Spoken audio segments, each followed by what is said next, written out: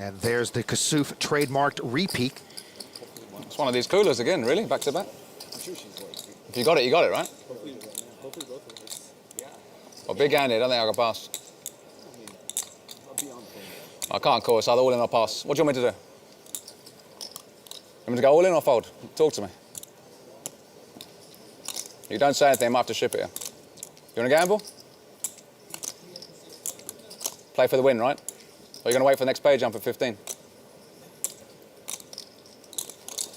Clock. I think I might have to. You're just an abusive person, man. It's not funny. It's not a game. Abusive? Why You're being abusive to me. How am I being abusive? You're being abusive. It's called verbal abuse. What you're doing to me is verbal abuse. You're not even gaining any information. He's what not you're talking doing to you. is verbal abuse. You're a bully. It's rude. It's mean. It's called speech play. It's not about. No, it's not up. called speech play. It's called being a bad person. You should How's really a bad check person? yourself. Why? Why check your privilege. This is called speech play. Check your privilege. I'm trying to get information. The stress level of poker, especially playing poker tournaments, is really, really tough to deal with.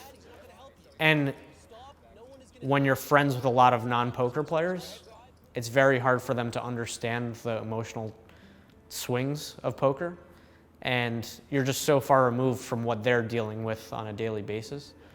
That was one reason why I wanted to get out of poker, because in poker, it's like you flip for bills, you do credit card roulette, like, it's just everything is a gamble. And it's never like, let's just split this bill.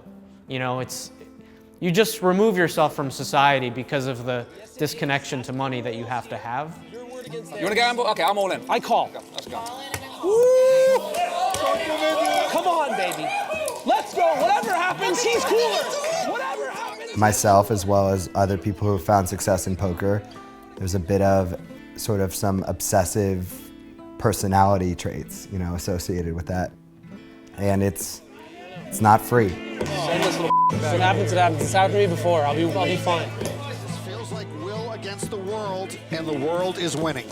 You know, there were many times throughout my poker career where like I would finish a session and just like the emotional pain I'd be going through after was like unbearable, you know, where I was just like, what have I done? You are the most disgusting human being in the world. 2 threes? Of course. Wow. Wow. Pick one. Kidding. Joke. You better win the tournament, you idiot. You just need to adjust to losing, because in poker, especially tournament poker, you're going to lose a lot more often than you're going to win.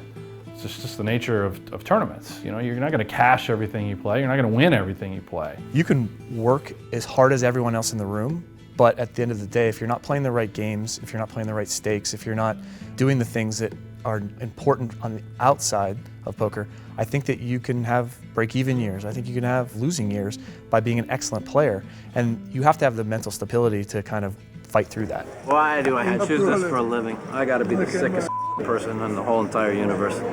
But a lot of people do get frustrated because they think they are running bad, or they think they deserve the win because they haven't won in a long time. I wouldn't say that anyone deserves to win at poker. You think he has the puke in his mouth right now, or he's already swallowed it back down? I think if he were like most people, it would still be in his mouth, but I think Erik Seidel is so controlled, never really shows any emotion or lets things get to him. The best people in the world, they're almost robotic. You know, they just never take breaks, they never get emotional, they never get tilted. And you kind of obviously have to be that way. But I don't really know if I ever fully want to be that way. It's hard to kind of retain your sanity when things really aren't going your way in this game. Why? What can you do? You played it fine. I don't know why. I believe sort of that I'm built for this kind of life, and I think it's like, it's tough to endure gambling swings. You know, I've been doing that since I was like a kid, and it was very romanticized to me, like it was, I wanted to hang out. I just wanted to hang out. And Matt has come back in the room to say his goodbyes. Now, what a gesture here from Matt Affleck. In the wake of that brutal bust out, he felt he did not leave the stage in the proper manner, so he comes back and does the right thing. I would say that poker taught me in many ways to be emotionally stable, but it didn't come super easy because I had to first experience the fluctuations in my emotional state from winning and losing.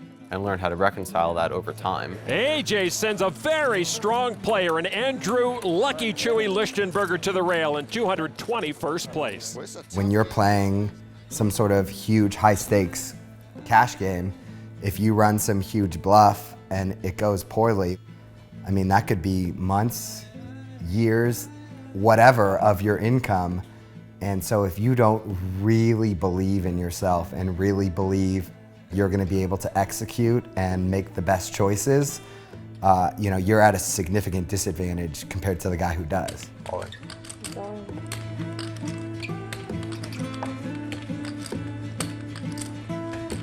Puke.